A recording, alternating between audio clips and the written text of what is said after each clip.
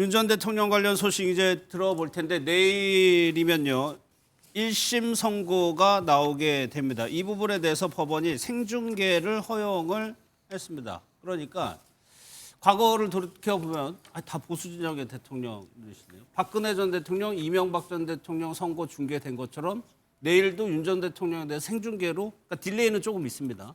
생중계로 국민들이 볼 수 있는 상황이 된 거예요. 그래서 아무래도 이제 뭐 의미 있는 1심 선고가 되는 거니까요. 예. 지난번에 보면 그때 체포 방해 혐의로 그때 구형이 10년이 정도 됐었거든요. 그렇기 때문에 내일 아마 첫 번째 여러 가지 비상경과 관계된 여러 가지 과정에서 1심 선고기 때문에 아마 국민의 알 권리라든가 어떤 뭐 그런 차원에서 아마 생중계를 결정한 걸로 보이고요. 예. 저는 아마 구형을 10년을 했는데 아마 10년 아니면 무죄거든요, 이거는. 10년 중간에 이제 어떤 감경의 사유가 없는 게 어쨌든 그때 최후 진술에서도 보면 예. 어떤 대통령의 어떤 사과라든가 어떤 반성의 자세는 없었거든요. 그렇기 때문에 어떤 감경의 요소는 없고 특히 아마 그때 체포 방해 혐의인데 그 부분이 보면 체포영장을 집행하러 간 예. 어떤 경찰 인력에 대해서 경호관들이 어떤 총을 보여주고 예. 적극적으로 아마 방해를 했던 부분들은 공권력에 대한 정면 도전일 가능성이 높기 때문에 저는 아마 10년 구형안대로 아마 10년이 아마 선고될 가능성도 상당히 높다. 뭐 이렇게는 뭐 예상이 됩니다. 그러니까 내일 선고가 관심이 받는 게 물론 내란 관련 재판은 아니지만 법원이 지금 계엄과 관련해서 파생된 사건들에 대해서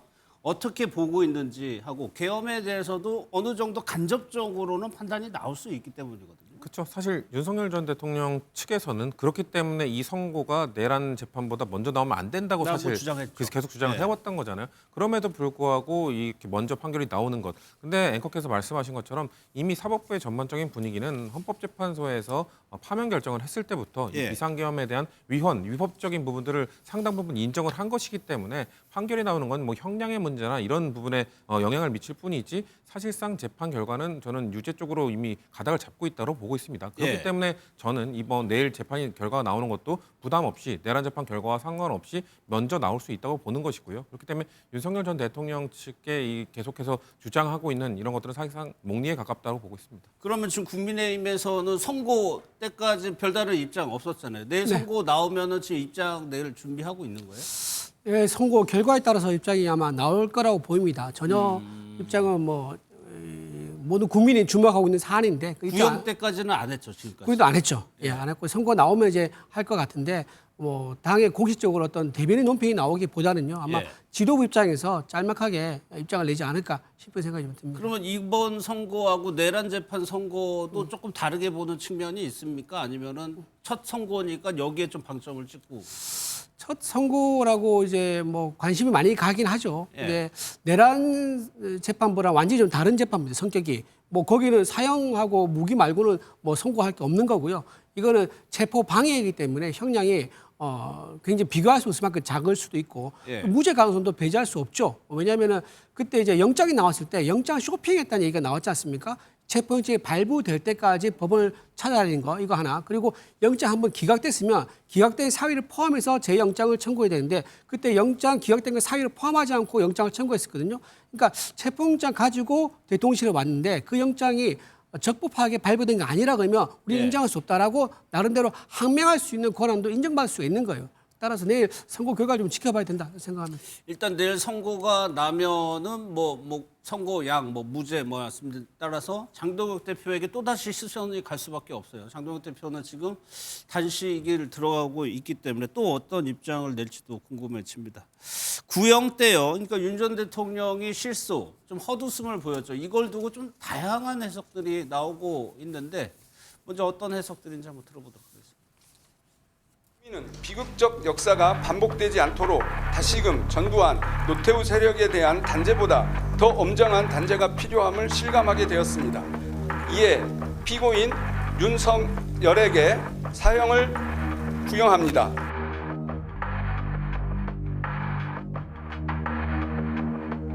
지금 윤석열 전 대통령도 저게 참 가짜다. 자기는 지금 무죄라고 생각해요. 내가 한 게 무슨 놈은 내란이고 이런 마음에서 저는 저 미소가 나오지 않았나. 대통령은 지금도 계엄에 대해서 전혀 후회를 안 해요. 그러고 본인이 떳떳하게 당당하게 했으니까 웃을 수가 있고요.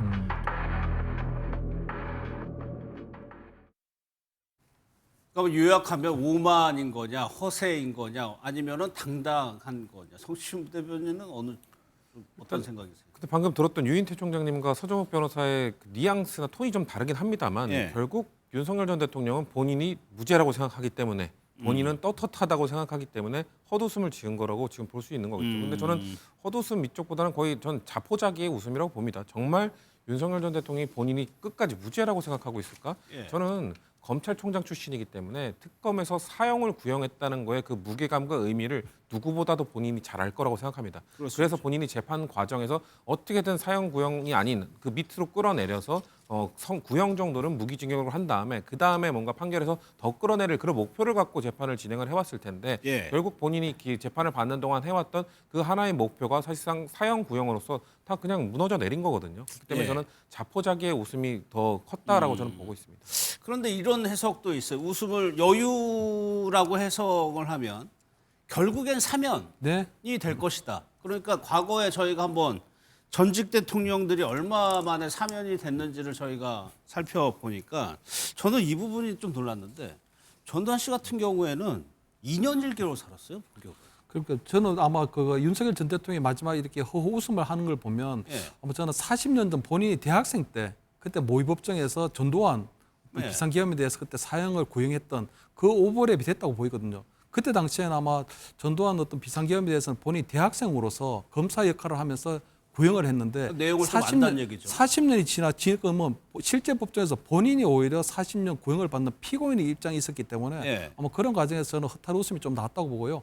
방금 얘기하신 것처럼 저는 어차피 본인이 이번에 사형이 된다고 하더라도 어차피 몇 지나지 않아서 본인이 사면될 거라는 이런 생각을 갖고 있는 걸로 보이거든요. 예. 과거에 전두환, 노태우, 그다음에 이명박, 박근혜 전 대통령 모두가 다 어느 정도 그 상징적인 의미만 있었지 실제적인 수용 기간은 몇 년이 되질 않았거든요. 그렇기 때문에 본인이 이번에 그냥 차라리 사형 언도를 받으면 내가 주장해왔던 계몽령 비상계엄, 대국민 메시지 비상계엄 이러한 것들에 대한 어떤 명분을 충분히 살리고 본인이 한 3, 4년 정도만 더 고생하다가 나오면 사면을 해줄 거다. 어차피 예. 아마 이재명 정부에서 아마 사면되지 않으면 차기 대선에서 새로운 보수 정권이 들어서게 되면 어차피 국민통합의 명분으로 나를 사면시켜 줄 거야라는 것들도 기대감들도 충분히 갖고 있다고 생각하거든요. 예. 그렇기 때문에 저는 아마 지금 민주당에서 계속적으로 내란죄에 한해서는 사면권을 제한한다는 부분들을 지금 법률안을 발의할 것처럼 보이는데 그러한 것들이 헌법상에 보장된 대통령의 사면권을 제한하는 위헌적인 또 법률이 될 수도 있는 부분이 있거든요. 그렇기 때문에 예. 저는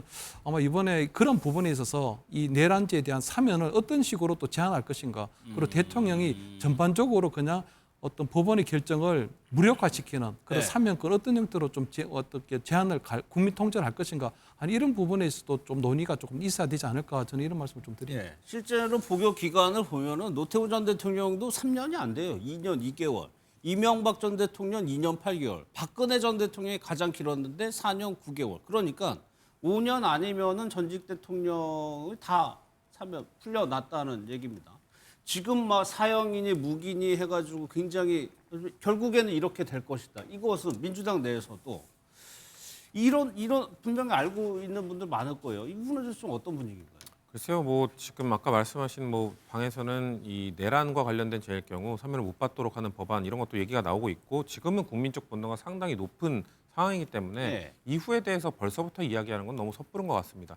아마도 실제 저희가 생각하는 뭔가 사형 판결 최종 확정까지 나온 이후에 복역이 시작되고 그 연수가 쌓여갔을 때 아마 저는 국민들의 여론이 있을 거라고 생각합니다. 예. 국민들께서 최고형을 받았고 상징적인 판결을 받았고 그리고 뭐 근데 문제는 뉘우치는 과정이 있어야 되는데 지금까지 윤석열 전 대통령은 물론 재판 중이니까 재판 결과가 나오기 전이니까 결국 물러설 수 없다라는 태도를 견지하고 있습니다만 예. 혹시 이 판결을 받은 이후에 뭔가 사과를 한다든지 뭐 이런 태도가 바뀌었을 때는 국민 여론이 저는 조금 흔들릴 가능성도 있다고 보기 때문에 그건 그때 가서 국민 여론을 보면서 판단하는 문제지 벌써부터 윤석열 전 대통령도 야, 나 사형 선고해봤자 어차피 몇 년 뒤에 나올 거야. 그래서 웃는 거야. 이렇게 보기에는 그래도 사형 구형을 받은 사람이 그런 생각으로 웃음을 지었을 거라고 안 저는 된다? 생각하지 않습니다. 알겠습니다.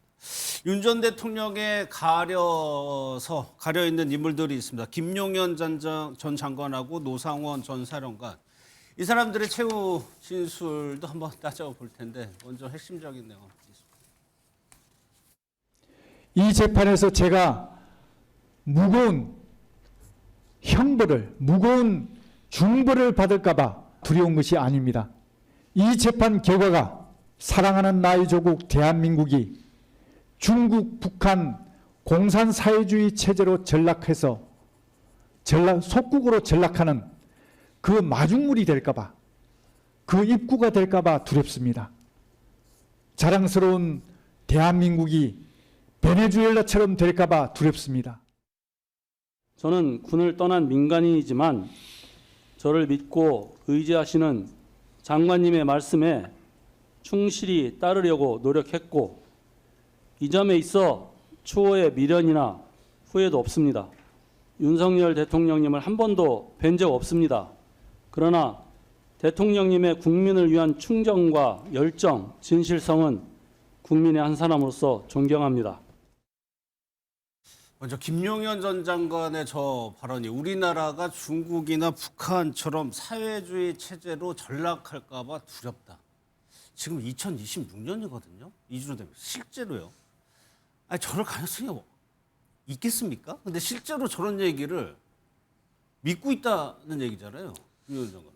이 남자들은 군대를 다녀왔는데 군대 가면은 우리가 훈련을 하지 않습니까? 그때 어떻게 배우냐면은 전쟁이 일어날 가능성을 염두에 두고 훈련을 배웁니다. 전쟁이 안 일어났다. 지금 정전 기간인 건 다 알고 있지만 평화로운 관계라는 건 알고 있지만 그래도 군대 가서 복무한 기간 동안은 언제든지 전쟁이 일어날 수 있다고 해서 가정하에서 군 복무를 하지 않습니까?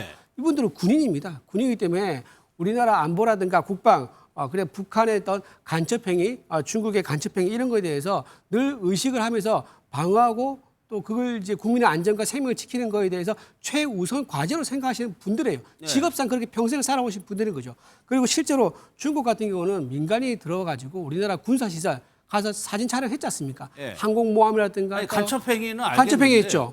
그런 거는 그렇다고 해서 사회주의 체제로 바뀔 가능성이 있다고 보세요, 이준호 대표께서는? 그런 식으로 해서 북한에서 또는 중국에서 와서 한국 사회에 있는 정보를 빼가면서 또는 한국인들을 포섭하는 거.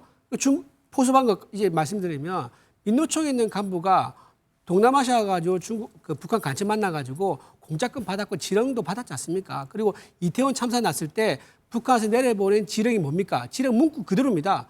정권 퇴진이 추모다. 그렇게 구호를 외쳐라고 북한에서 지령 내려보냈는데 민노총에서 실제 행동했지 않습니까? 그런 거 보면은 북한 지령 받아가지고 사회 질서를 교란시키려는 그건 이제 판결문에 나와 있습니다. 사회를 교란시키려고 했기 때문에 그런 것이 방치되고 점점점 커지게 되면 정치권에도 친북 인사가 들어오면서 나중에는 사법부까지도 우리나라가 지금 삼권 분립 국가인데 북한이나 중국처럼 당 밑에 사법부가 있는 그런 현상이 나타날 수 있다라고 걱정을 할 수 있는 거죠. 그래서 저는 저분들은 직업상으로 안보만 생각하시는 분들에게 그런 관점에서는 충분히 생각할 수 있다. 해석하려고 그렇게 말씀하시는 거죠? 네, 저는 그렇게 해석을 합니다. 성추 대변인 어떻게 들었어요? 이 김용현 전 장관의 저 최우진. 뭐 왕상에 빠져 있는 거고 확신범이라는 생각이 들었습니다. 저분들은 진짜로 개몽한다라는 생각을 갖고 있었던 것 같아요. 최우진수를 들어보면 윤석열 전 대통령 아까 우리가 특검이 뭐 마지막까지 그 정말 무기징역과 사형 사이에서 고민할 때 반국가 세력 이것 때문에 사실 사형 그 구형을 결정했다는 얘기가 나오고 있는데 지금 김용현 장관도 그렇고 윤석열 전 대통령도 그렇고 본인들과 의견을 달리하는 사람들은 반국가 세력이라고 규정하고 그 사람들에 대해서는 체포해가지고 사살까지 하려고 했던 그 계획을 꾸몄다는 의혹 이것 자체가 공산주의거든요. 본인과 의견이 다른 사람들 단 하나의 의견만 있어야 된다. 나랑 의견이 다른 사람들은 전부 처단해야 된다. 이런 식의 일체적 운영을 하겠다는 그 공산주의적 사상을 갖고 시도를 했던 게 계엄이거든요. 그러면서 본인들이 이렇게 될 경우 공산주의나 사회주의로 갈 수 있다라고 말하는 것 자체가 얼마나 모순적인 얘기인지 정말 글쎄요. 너무 안보관이나 이런 거에 심취해서 그렇다고 하더라도 전 절대 납득이 되지 않는 얘기입니다. 알겠습니다. 아무튼 이런 얘기를 했습니다.